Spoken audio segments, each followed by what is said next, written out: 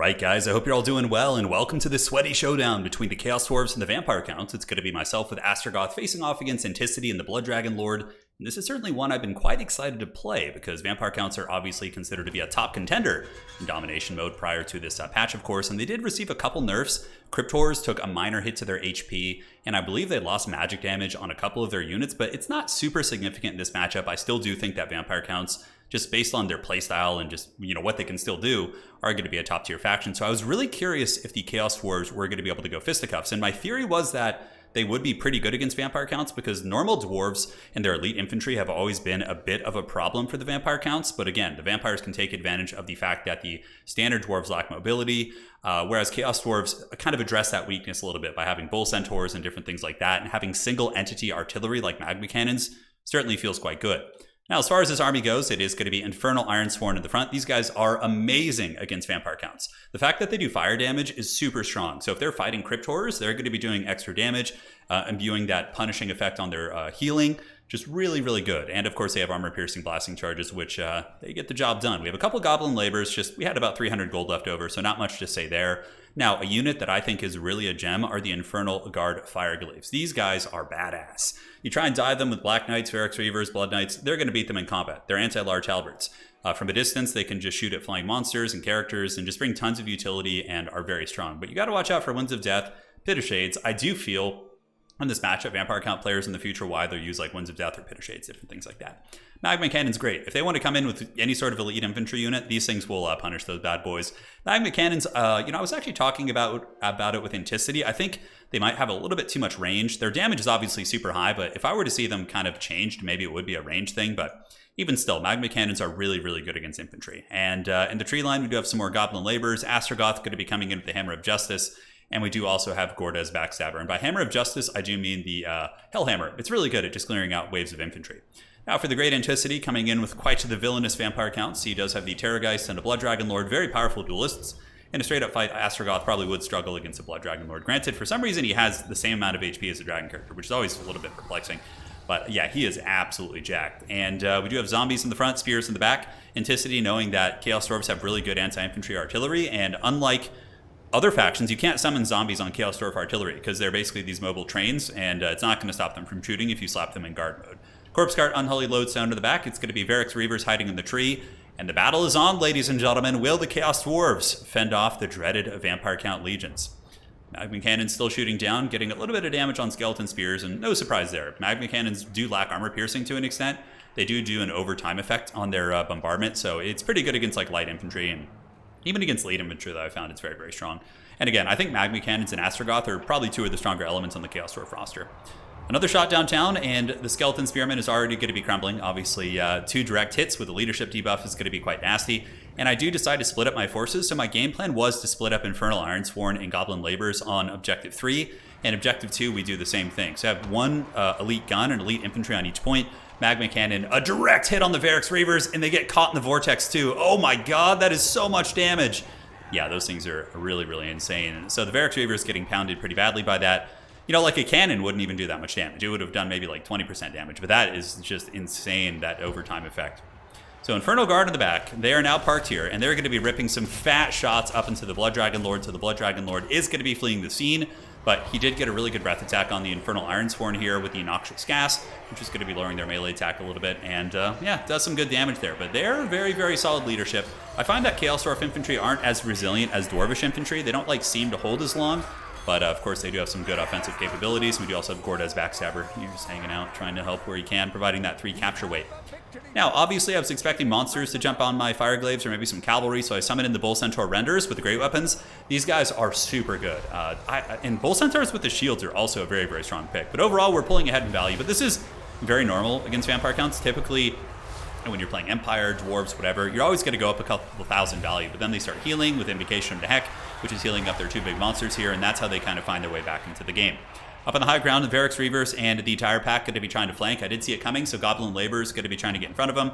We have some Hobgoblin Sneaky Gits, and we also will summon in some of our Hobgoblin Wolf Riders, which is one of the advantages, right? Like, if I was Dwarves, he got around me like this, I wouldn't be able to stop him. He would get on top of the artillery here, but I do have access to fast light cavalry. The Hobgoblin's going to be screaming through the tree line with the Sneaky Gits as well, charging up the hill. and they should be able to potentially just shut down these cavalry units. And the dire pack is not going to be great against all these infantry.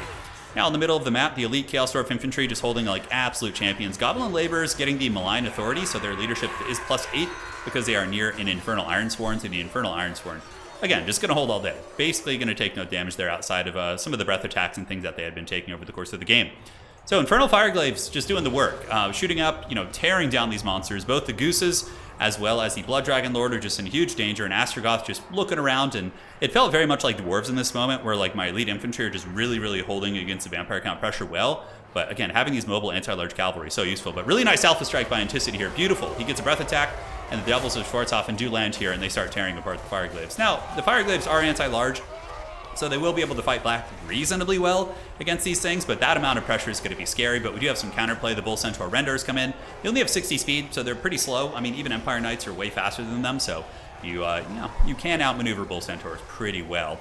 Really nice breath attack by the Kraken King, as he does get a beautiful amount of damage on those Infernal Ironsworn. He's also gotten a lot of healing too.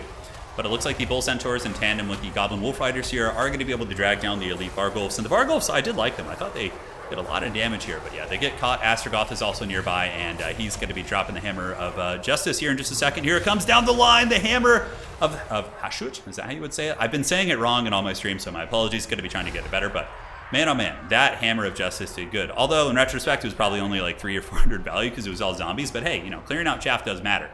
On the far side, it's basically a complete wipe. The Infernal Ironsworn did get really damaged, but Gordas and the Hobgoblin Sneaky Gets with the leadership buff they're getting from the Malign Authority, they're able to hold it down and get that point. Now, Hobgoblins do a ton of damage.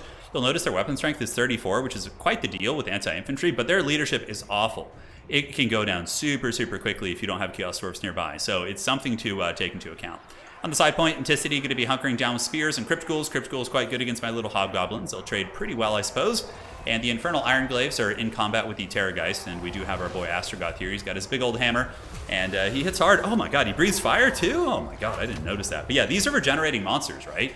So these guys are both going to be weak to fire damage, and the Fireglaives deal fire on pretty much all their profiles, and yeah, it seems to be tricky.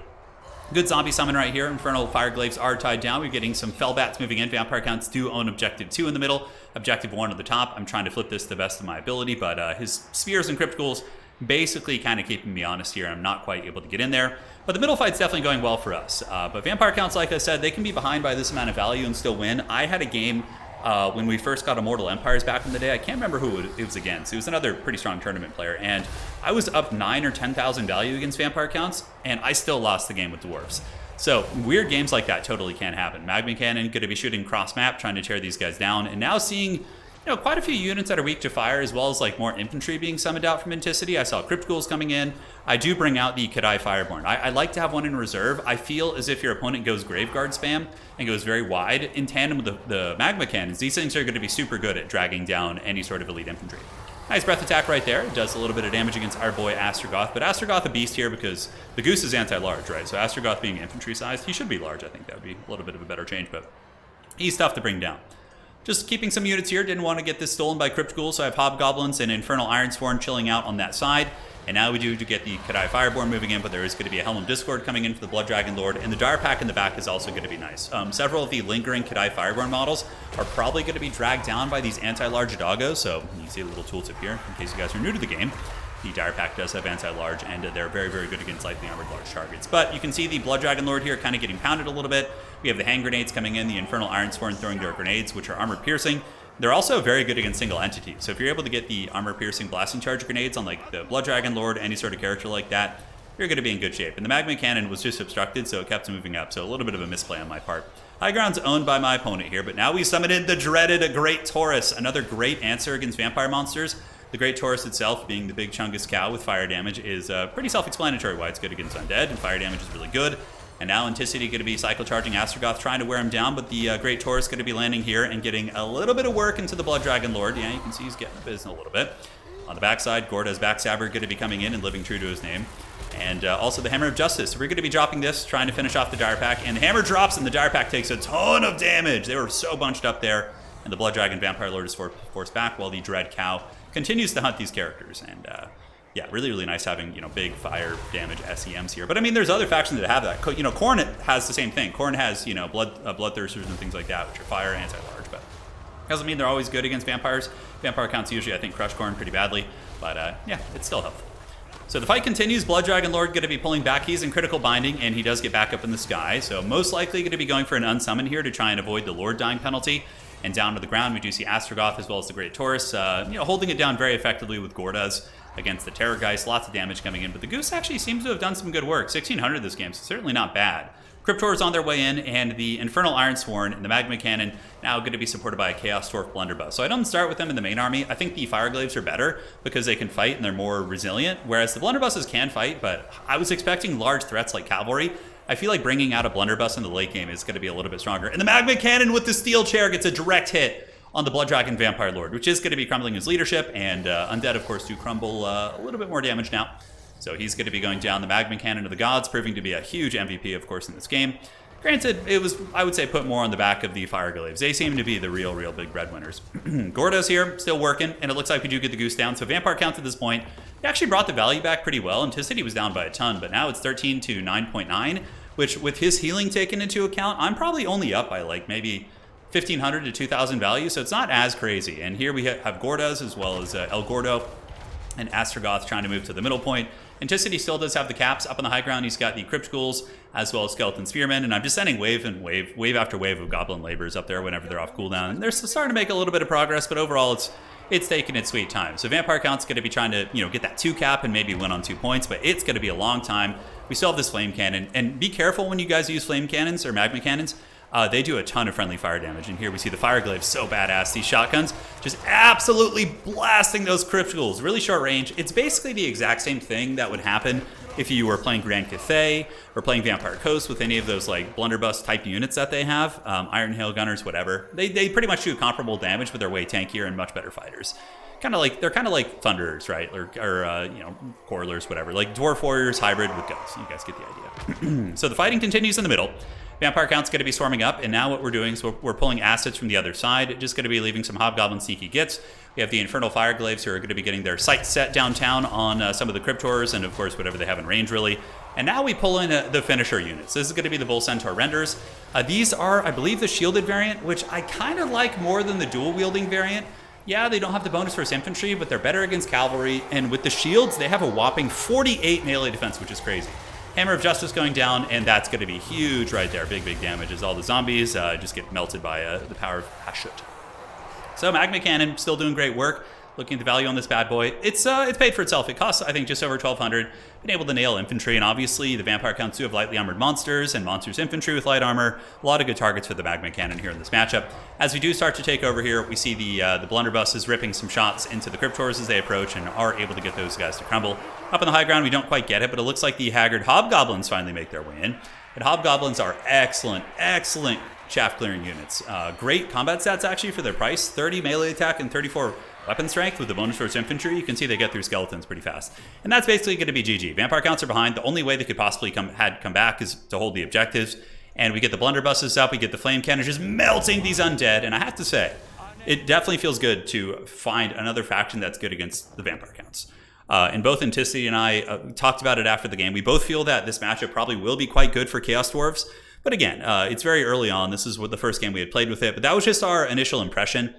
He mentioned himself, he's a mid-level Vampire count player. He doesn't play them a ton. So it'd be interesting to see what a Vampire count main would do. I'm sure they'll figure out something that would be able to deal with it. That's the thing with Vampire counts. They always seem like there's a little bit of danger in the beginning. But once the players figure out the matchups, it's really hard to stop Vampire counts. But 3,000 value in Fireglaives, 2,000 there. The Warriors held. That's their job. And Gordas and, your boy Astrogoth, he got a lot of good hammers off and was able to duel the monsters. Flame Cannon or Magma Cannon, very, very good.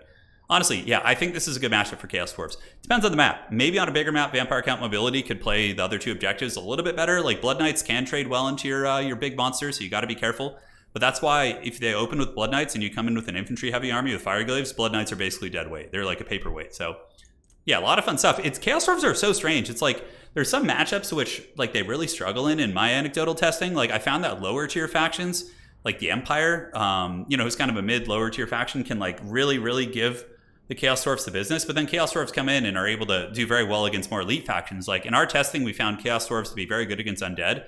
Coast is good, I would say Coast versus Chaos Dwarfs is pretty even, but Coast versus, or Chaos Dwarves versus Vampire Counts and Chaos Dwarves versus Tomb Kings. It seems the Chaos Dowie can do some serious work. Anyways, ladies and gentlemen, hopefully you enjoyed that one. Well played, Anticity, and we'll be back very, very soon with more hot Chaos Dwarf action.